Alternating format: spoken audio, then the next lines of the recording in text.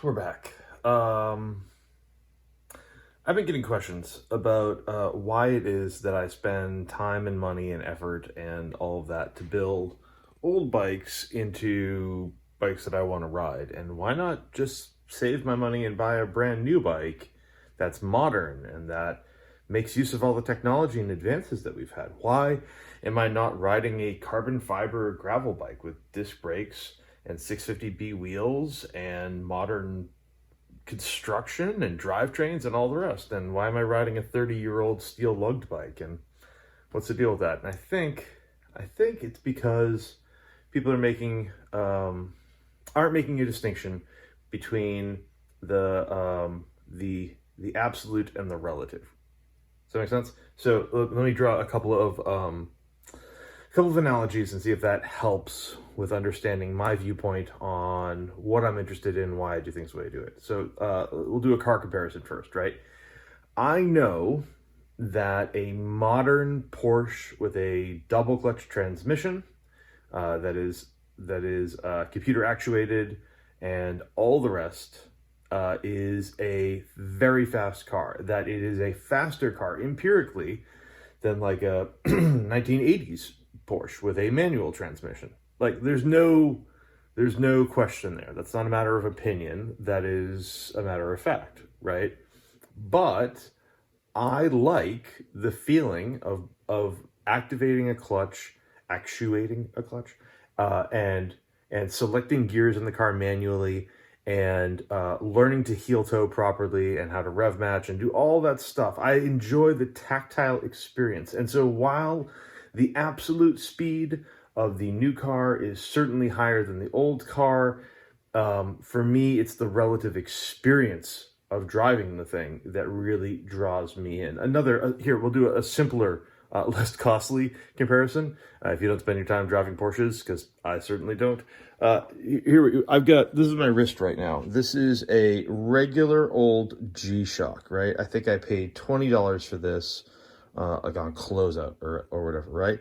And if you don't know anything about these, they're not super expensive. They are super duper durable, and they're quartz driven. So there's a battery inside, and they're super accurate. They are more accurate in their timekeeping than any mechanically driven watch. That is, any watch with a spring inside it and gears turning around. My cheap little $20 watch, heck, a $7 quartz watch, is more accurate in timekeeping than the most expensive Rolex or Patek or, what have you. And so if you were interested in absolute time keeping, you would get a quartz watch because it's more accurate. And again, there's no argument about that. These things can be measured.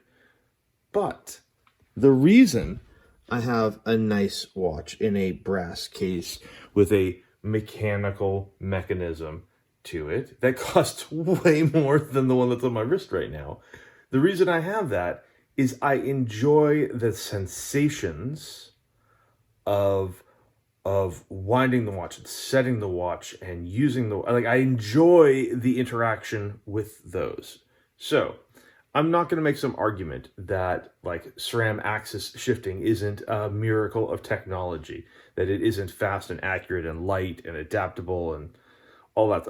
No argument there. I'm not going to make an argument that carbon fiber bikes aren't lighter and maybe offer better power transmission, but I'm not going to argue that they're not empirically faster bikes, that they're not more aerodynamic, and then they're not more rigid and lightweight and whatever else. There's no argument for me there. I am going to say that my relative experience, the experience that I am interested in having on a bike, I don't race, so I don't care about those absolutes. What I care about is my experience on the bike, and my experience on the bike tells me that I prefer mechanical shifting. I like the feeling of the gears and the ratchet mechanisms inside a well-made shifter actuating. I like the feeling of pulling the cable through good, clean housing and being able to feel the chain and the cogs mesh as you execute a perfectly timed, calibrated shift, aided by nothing more than the feel of your hands and the timing of your pedal stroke.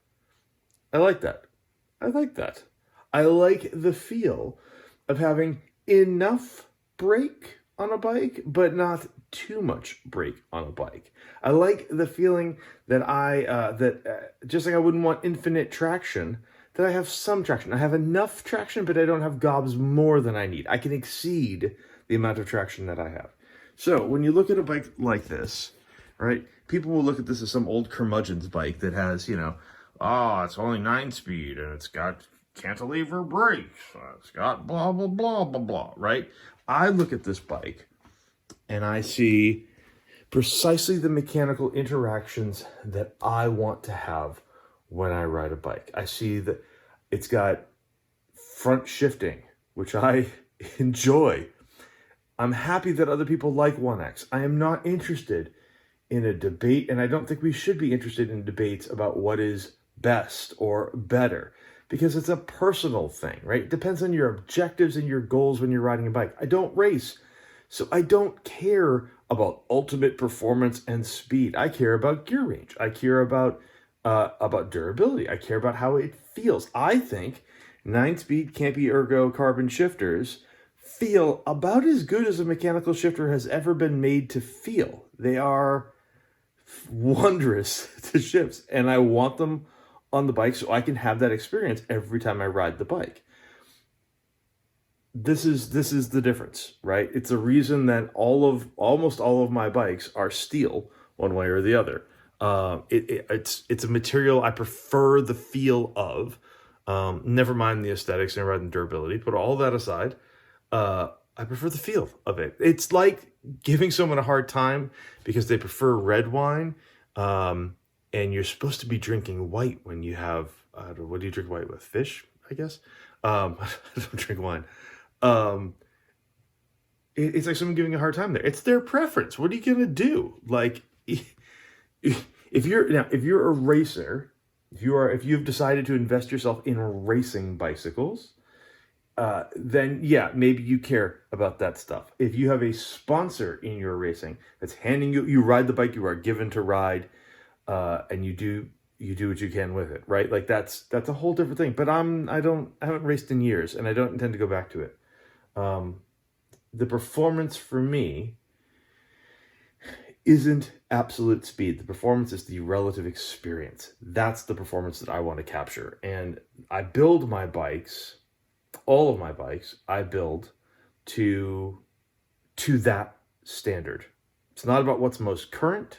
It is not about what is best. It's not about any of that. It is, for me, about having the correct, for me, pleasurable experience of interacting with a piece of machinery and having it function and behave just the way I want it to.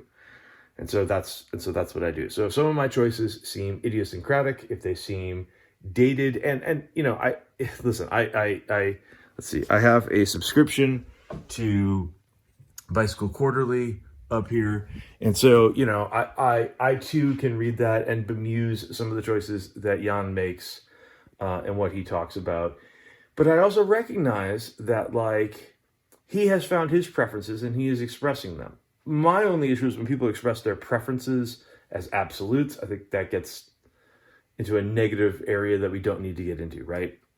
If I say that everybody's bike should be like this, then I'm making a demonstrably false thing, right? This bike is good for me. This bike is set up to do what I do on the trails that I do, the way I ride.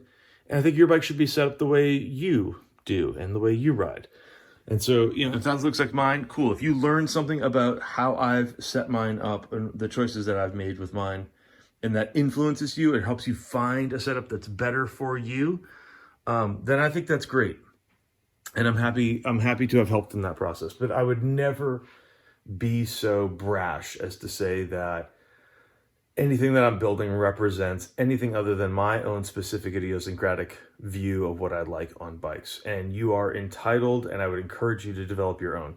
And if you dig the most modern stuff and you sell your bike every year and get a new one because it's more up to date and all that, then power to you, man. That is entirely your prerogative, and I would never begrudge you that. If you've got the means and are able to do that, cool.